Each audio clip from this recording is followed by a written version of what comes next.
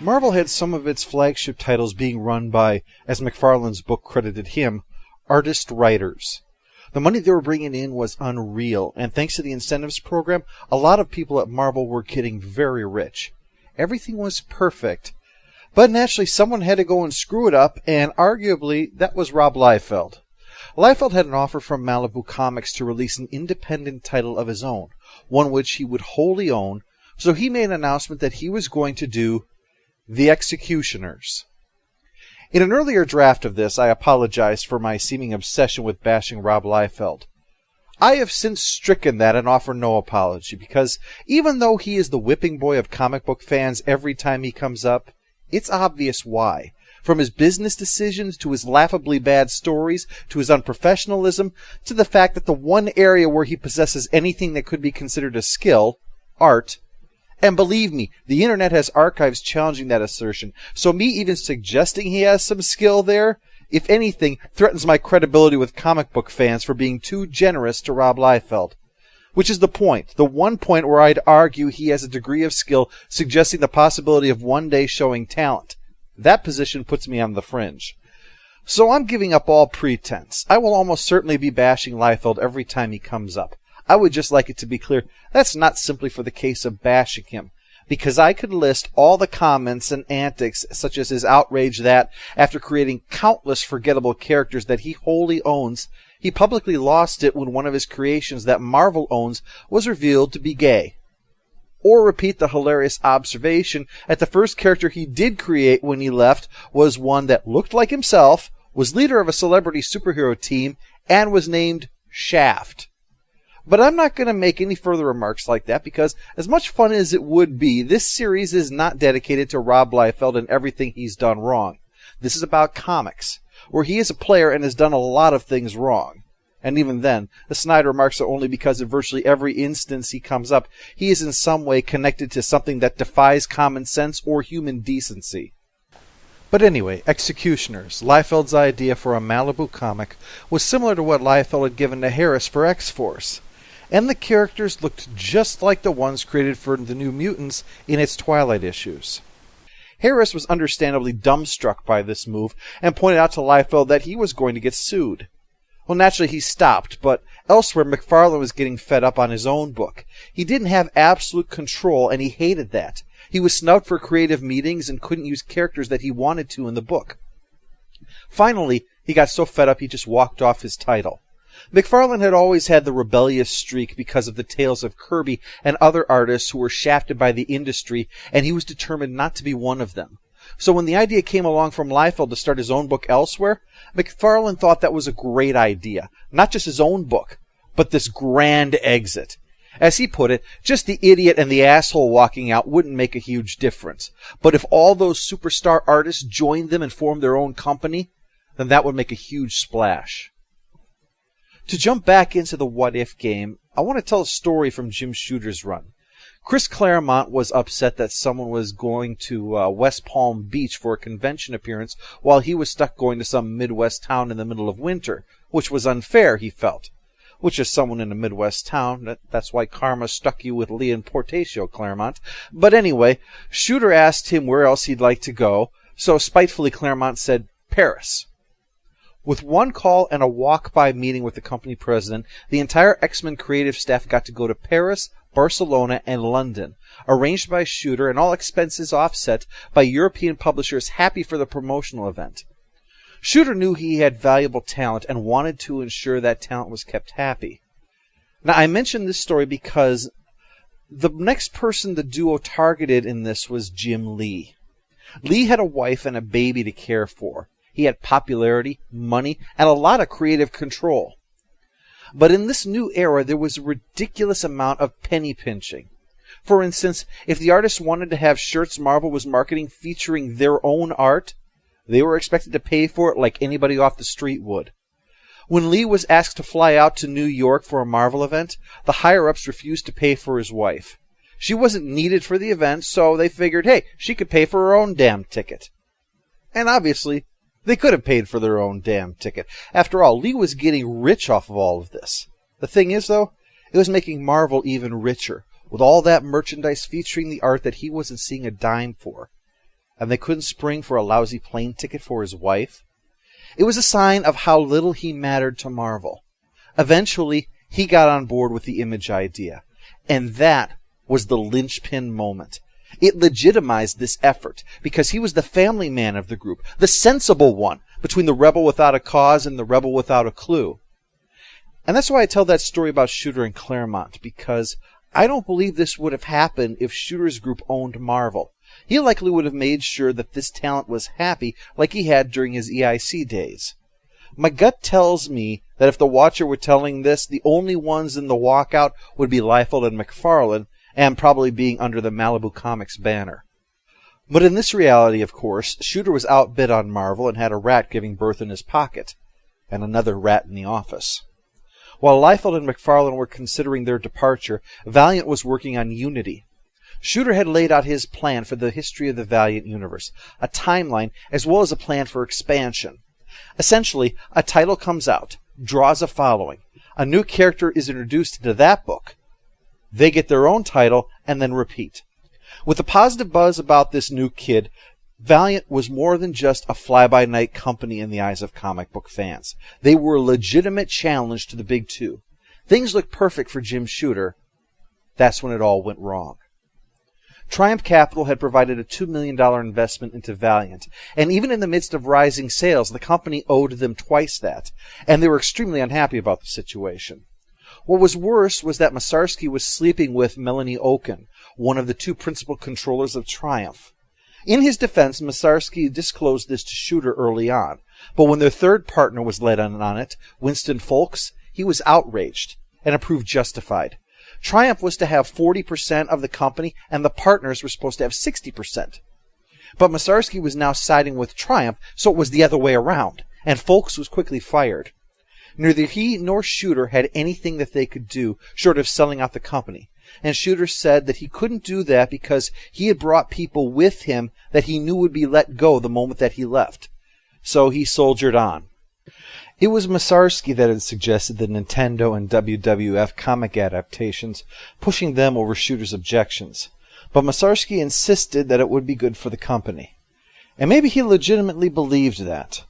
But what throws the whole thing into question was that, rather than winding down his legal practice to work full-time for Valiant, he was expanding it. And one of his clients was LPI, which had licensing rights for, you probably know who I mean, Nintendo and the WWF.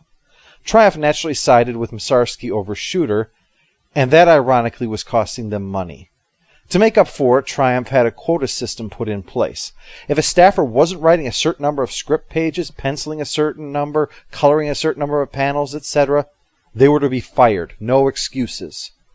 While Massarsky was drawing a salary but only showing up at work to use their office supplies, some of the most committed members of the Valiant team were working ahead and saving the pages, giving credit to others who were donating their time to things like the impromptu art classes for the knobs that were making the product even better, to try to dig their way out of the mess that this conflict of interest had caused.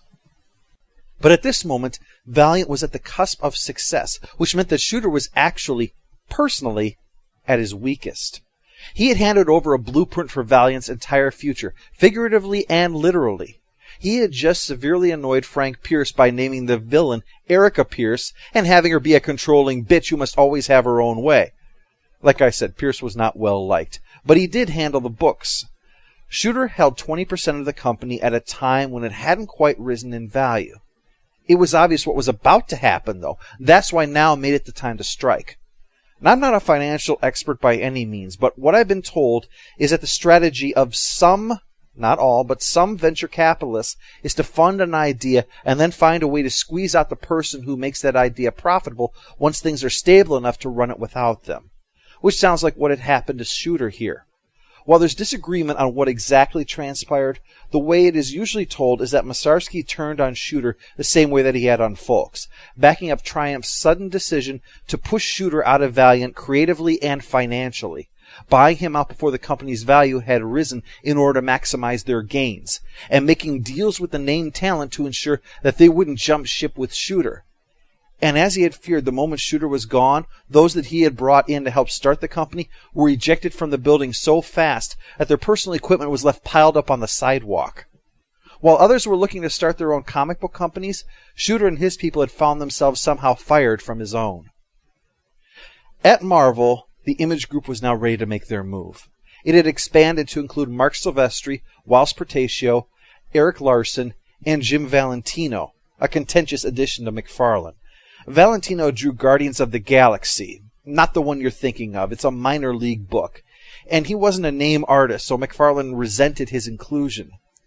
Oddly enough, Valentino actually had experience in creating properties, having produced Normal Man for Aardvark Vanheim's parody comics, which I only mention because I love the name for his parody Superman character, Captain Everything. Nevertheless, the group was prepared to approach Perelman's appointed man, Terry Stewart, president of Marvel. According to the majority of recollections, those in attendance were actually limited to Liefeld, Lee, McFarlane, and McFarlane's wife. The Comics Journal did an investigation into the history of these early days of Image, interviewing many of the participants and piecing together as much of a complete picture as can be had when so many different people are involved in it. And since this was done less than a decade later, I tend to lean in its favor over other later accounts, which are obviously colored by changes of memory over time or repeating a story with greater and greater embellishment. For instance, in an early version of this story, Editor-in-Chief Tom DeFalco happened to be walking by and was invited inside. Then in the retelling, it was that he was eavesdropping and someone opened the door and he stumbled in. Now the story, as told by Rob Liefeld in a recent documentary/love letter about Image, the story is now that the door just opens and he does a pratfall into the room like one of the Stooges. And while as a comedian the latter approach appeals to me most, my damn intellectual honesty says probably the first or maybe the second, listening at the door and was caught out. But I really doubt that mall cop level physical comedy was involved. The purpose of the meeting was to give Marvel an ultimatum. They were doing Image. That was a definite. It was whether or not they were going to do it through Marvel or go do it someplace else. But if they did it someplace else, then they were doing nothing for Marvel at all. Stewart offered to give them the Epic line at Marvel. It had started as a creator-owned outlet during Shooter's era, but soon became a place for vanity projects. Well, that was unacceptable. During the meeting is when Stewart is supposed to have made the statement, "There's always someone else to pick the cotton." Because, hey, who doesn't appreciate a good slave metaphor, huh? The meeting was also a hint of things to come. McFarlane organized it to maximize the impact. Artists had departed before, but to ultimately limited interest. John Byrne's Next Men, for instance, was released to much less pomp than one might expect for a legend like him, especially at that time. Appropriately, he, along with other artists of his era, Mike Mignola, Frank Miller, and later others, formed the Legend line of creator-owned projects at Dark Horse starting in 1994. He pointed out that, for all practical purposes, they were giving up their old books. It was unrealistic to think that they could do multiple titles a month when they were struggling with the deadlines on a single book. Liefeld had had the idea here. He had been the impetus, but McFarlane turned that idea into this huge event that Image would ultimately become. Liefeld, on the other hand, is reported to have left the most important meeting of his entire career early because he had something else planned. Well, history happened. They walked away and formed 7 studios under the Image banner. Jim Lee's Wildstorm Productions, Silvestri's Top Cow Productions, Larsen's Highbrow Entertainment, highbrow equals the Incredible Hulk with a fin on his head, Valentino's Shadowline Inc., McFarlane's typically modest Todd McFarlane Productions, and Rob Liefeld's equally predictable Extreme Studios. The 7th, Portacio's, ran into a snag because of family issues. Now, there's a certain degree of worship for this group, and whatever jokes I may make, I do admire their willingness to walk away from a steady, high-paying gig to chase the dream of owning their own studios and their own products. It's admirable. And let me point out that Jim Shooter, whom I've discussed and in many cases defended at length, managed to be fired from a company while it was at its most popular, and he was one of the owners. So yes, on the business side, Shooter was not proving very impressive, and he hasn't departed our story by any means. But the Image guys, each of them was taking on an enormous responsibility. Doing the writing and art on a book is already a big job, especially for this era of artists that had become famous for their detail-oriented style. Pile on top of that, oh yes, now I own a business, and that adds a whole new dimension. Everything from hiring on people to complete the work, letterers, colorists, etc. Accounting to handle that, advertising, merchandising, publicity, interviews. All that demanded bringing in people to help run things. And as Shooter had learned, the wrong people can screw you over. Now true, they didn't face being fired from their own business, because unlike Shooter, these guys weren't just the creators, they were the brand. Silvestri didn't need to make every single Top Cow comic, but a Top Cow without Silvestri involved would no longer be Top Cow, just a studio with a silly name. But there were always ways for people to screw you, and that was one of the dangers here, as well as screwing yourself. Liefeld naturally led the way with the series that he'd been planning, Youngblood, a team of government-sponsored heroes who, well, I'm sure you can guess what they got up to. To continue our streak of running afoul of lawyers, it premiered with one of his characters as a huge Ben Grimm analog, although the plot twist here, Marvel was not the one who went after him. It was the owner of the Flintstones, because the character was named Bedrock, which could be listed as a legitimate use of an English language word if his catchphrase hadn't been Yabba Dabba Doom, deliberately implying the connection, which shows Liefeld still struggled with the legal issues of popular culture, as well as with dialogue, not least of which thinking that a clever thing for a good guy to cheerfully yell is the word doom. After Youngblood was Todd McFarlane's Spawn, about an undead hero whose power is finite. He has a metaphorical gas tank that once emptied cannot be refilled. McFarlane's experience on Spider-Man gave it a stronger start than Youngblood had, but it still showed room for improvement. Lee's Wildcat, Silvestri's Cyberforce, Valentino's Shadowhawk, and Larson's Savage Dragon followed. And after that, things started going wrong. When you're your own boss and you have responsibilities that go with your job, sometimes it's hard to do the most important part of that job. You know how hard you've worked on other things. You know that you have other things in your life that deserve attention. It's so easy to let things slide, especially when you're a 20-something who owns the company. So books started slipping later and later, weeks or even months late. Not all of them, certainly, but Image quickly became infamous for it. A coupon idea for an Image number 0, similar to what Valiant had done on its early issues, was tried. Except no one could get it because some of the books the coupons were in weren't getting released. But that was a problem for annoyed customers. Retailers were stuck with money tied up in books that weren't being released. And when the time came, many times interest had cooled and they were left with an excess of books that no one wanted. The industry was finding itself at a loggerhead. But how did all of this craziness get put into motion? Let's get back to the sale that kicked it all off in our next part, A Wizard Did It.